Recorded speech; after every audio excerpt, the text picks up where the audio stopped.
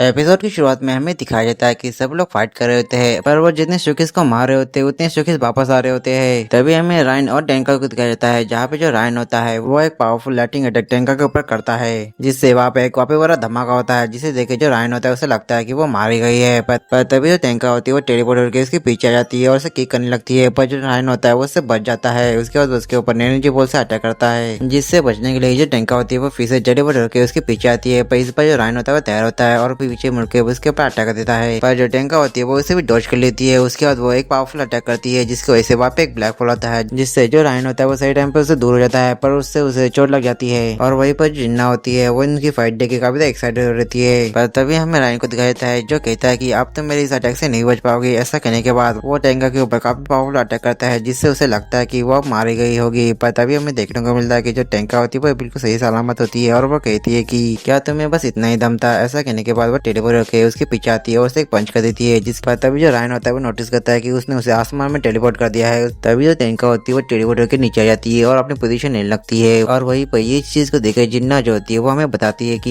ये लड़ी टेंका की एक स्पेशल एबिलिटी है, जिसमें वो अपने आसपास के स्पेस को मैनिपुलेट करके एक पावरफुल अटैक इस्तेमाल कर सकती है और उसका नाम है आमेनो मिनारी। इसके वजह टेंका होती है वो आमेनो मिनारी का इस्तेमाल करके वहाँ पे एक ब्लैक होल आता है, जिसके अंदर सारे शोके चले जाते हैं, यहाँ तक जो रायन होता है वो भी इसके अंदर चला जाता है, जिसकी वजह से ये लड़ाई होती है वो खत्म हो जाती है और वो इस लड़ाई को जीत जाते हैं। पर वही पर जो युकी होता है वो टेंका की पावर देख के काफी हैरान होता है और वो कहता है कि अगर सारे कमांडर इतने ही ताकतवर है तो सुप्रीम कमांडर भी बहुत ज्यादा ताकतवर होगी, और अगर ऐसा है तो उज्जैन को सुप्रीम कमांडर बनने में काफी ज्यादा मुश्किल होगी। और वही पर जो उज्जैन होती है वो युकी की बात सुनने के बाद कहती है कि तुम चिंता मत करो, मैं अपने मेहनत से सुप्रीम कमांडर बन के ही रहूंगी। और वही पर उज्जैन की बात सुनकर युकी जो होता है वो अपने मन में कहता है कि सभी लोग काफी ज्यादा मेहनत करे तो मुझे भी मेहनत करनी होगी ताकि मैं मेटो में एक हीरो बन सकूं। पर वही पर जो टेंका होती है वो युकी को ही देखे जा रही होती है। फिर हमें अगले सीन में दिखाया जाता है कि सभी लोग इस बारे में बात कर रहे होते हैं, जहाँ पे जो उज्जैन होती है वो कह रही होती है कि चूंकि की पूरी आर्मी खत्म हो चुकी है, पर नाय की रिपोर्ट के अकॉर्डिंग वहाँ पे 2 और ह्यूमनॉइड थे। तभी हमारी बताते कि पर हमें वहाँ पे कोई भी नहीं मिला, जिस पे शिरुगा कहते कि शायद से वो बड़े से धमाके मारे गए होंगे, जिस पे जो टेंका होती है वो इस पे एग्री नहीं होती। तभी जो नाय होती है वो उनसे माफी मांगती है और कहती है कि अगर मैंने सही टाइम पे तुम लोगों को इन्फॉर्म किया होता तो शायद से ऐसा कुछ भी नहीं होता।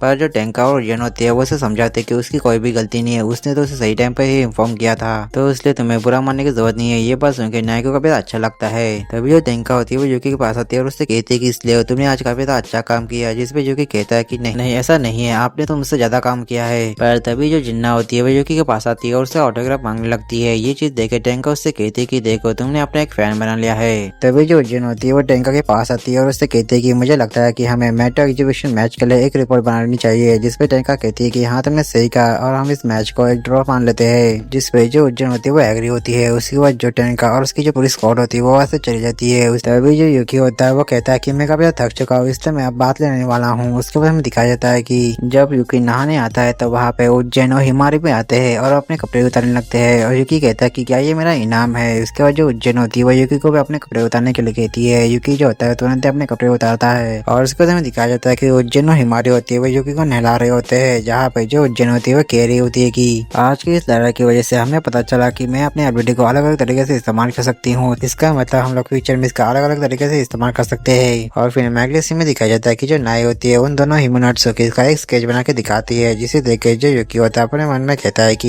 ये दोनों सुकीज ऐसे ही दिखते होंगे, बस इनका आर्ट स्टाइल जो होगा थोड़ा सा अलग होगा। और फिर हमारा सीन शिफ्ट होकर हमें दिखाया जाता है कि जब युकी सो रहा होता है तब वहाँ पर यंका आती है, और फिर हमें दिखाया जाता है कि युकी हिमारी और उज्जैन जो होती है वो स्कॉट सीज के डोमेन में आते हैं, जहाँ पे जो युकी होता है उनके डोमेन को देख कहता है कि लगता है सारे स्कॉट के डोमेन जो एक जैसे है, जिस पे उज्जैन उसे बताती है कि हाँ तुमने सही कहा, बस उनका जो अंदर का इंटीरियर होता है वो बस अलग होता है। उसके बाद जो टेंका होती है वो उन सभी का वेलकम करती है। उसके बाद जो उज्जैन होती है वो बताती है कि वो और टेंका जो है वो एक बड़ी मीटिंग करने वाले है, तब तक के लिए हिमारी तुम स्कॉट सीज के मेंबर से थोड़ी सी जान पहचान कर लो, और युकी तुम्हें पता है कि तुम्हें क्या करना है, जिसपे युकी कहता है कि हाँ मैम मुझे पता है कि मुझे क्या करना है। और उसके बाद जो युकी होता है वो तैयार होता है और उन सारे डोमेन की सफाई करने के लिए, पर वो देखता है कि जो पूरा डोमेन होता है पहले से पूरी तरह से साफ होता है, इसलिए वो लॉन्ड्री रहता है, जहाँ पे उनके गंदे कपड़े देख के वो अपने मन में कहता है कि पहले मैं 7 स्कॉट के कपड़े धोता हूँ, पर अभी भी मुझे इसकी आदत नहीं है। और उसके बाद वो सारे कपड़े धोने के बाद जो युकी होता है वो याचुरी को यूनिफॉर्म से देने जाता है, पर वो देखता है कि कमरे में याचुरी नहीं होती, इसलिए जो युकी होता है वो याचुरी के यूनिफॉर्म उसके कमरे में रखने का सोचता है। और जैसे वो उसके कमरे में आता है तो वो देखता है कि याचुरी के पूरे कमरे में हिमारी की ही तस्वीरें लगी होती है। ये चीज देखे जो युकी होता है तुरंत यूनिफॉर्म को वहीं पर रखता है और वहाँ से भाग जाता है और वो कहता है कि आखिर ये क्या था। उसके बाद जो यूकी होता है वो लिविंग रूम में आता है तो वो देखता है कि वहाँ पे सहारा होती है जो सिर्फ अंडरगारमेंट में ही होती है और वो सो रही होती है। ये चीज देखे जो यूकी होता है उसके ऊपर कपड़ा डालने का सोचता है और जो सहारा होती है वो यूकी को पकड़ लेती है और वो इसे इस तरह से पकड़ती है कि जो यूकी है उसे सांस लेने में दिक्कत होती है, जिसकी वजह से यूकी जो होता है वो नौकर हो जाता है। और उसके बाद हमें दिखाया जाता है कि जो सहारा होती है वो यूकी से माफी मांगते है उसके एक्शन के लिए, जिसपे यूकी कहता है कि कोई बात नहीं। तभी उसे हिमारी मिलती है और यूकी उससे पूछता है कि आगे तुम यहाँ पे क्या कर रहे हो, जिसपे हिमारी बताती है कि वो याचुरो की ट्रेनिंग खत्म होने का इंतजार कर रही है। तभी हिमारी सहारा से पूछती है कि क्या वो हमेशा ऐसी ही ट्रेनिंग करती है, जिसपे सहारा हाँ कहती है और कहती है कि